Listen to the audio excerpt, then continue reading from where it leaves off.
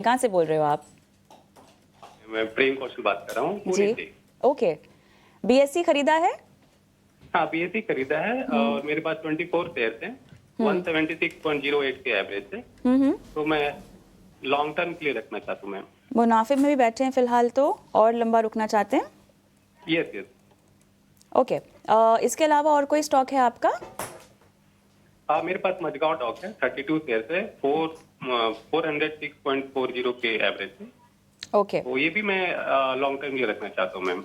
Okay. और मैं मेरे डॉटर के लिए रखना चाहता हूँ कि ताकि वो कुछ हेल्प हो सके उसके बाद में। परफेक्ट परफेक्ट, काफ़ी क्लैरिटी है और उसके हिसाब से आपने खरीद कर रखी। काफ़ी इंटरेस्टिंग बाइंग प्राइस है आपकी दोनों ही काउंटर्स में। लक्ष्मीकांत जी, बीएससी में तो मुनाफे में बैठे हैं और मस्काओ डॉक में भी लंबा नज़रिया है, क्योंकि इन्होंने इसको अपने फाइनेंशियल गोल के साथ लिंक किया हुआ है, तो उसका एक फ़ायदा मिल सकता है अगर बाइंग प्राइस देखी जाए फिलहाल, क्योंकि घाटे में है लेकिन नज़रिया लंबा है। दोनों ही काउंटर्स में बताइएगा क्या करना चाहिए। जी, दोनों ही काउंटर्स में पॉजिटिव सेंटीमेंट नज़र आ रहे हैं।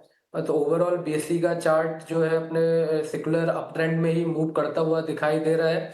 हालांकि 2 दिनों से एक नैरो रेंज ऑफ कैंडल का फॉर्मेशन बन रहा है, बट जो ओवरऑल स्ट्रक्चर है वो काफ़ी पॉजिटिव नज़र आ रहा है। तो हमें लगता है कि जब तक ये स्टॉक 2550 टू 2600 के ऊपर रहता है, तब तक इसमें हमें अपर लेवल्स के मूवमेंट देखने को मिल सकते हैं।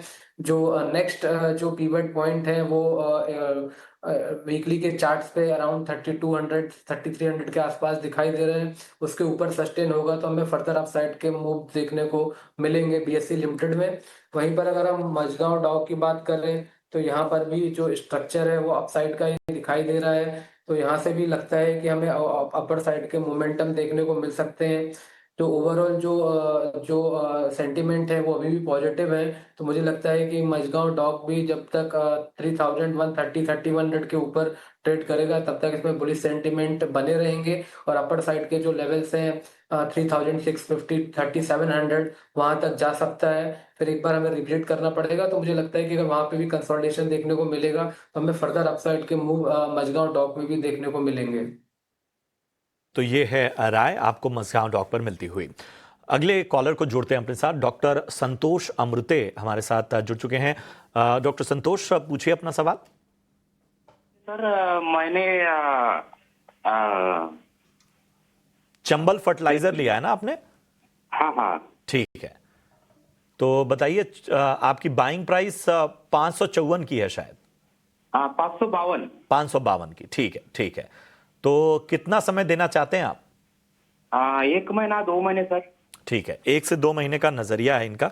राजेश, मैं आपके पास आना चाहूंगा। चंबल फर्टिलाइजर, पिछले दिनों हमने देखा फर्टिलाइजर और केमिकल स्पेस में एक तेजी नजर आई थी। आज भी हम देख रहे हैं चंबल फर्टिलाइजर में एक मोमेंटम नजर आ रहा है।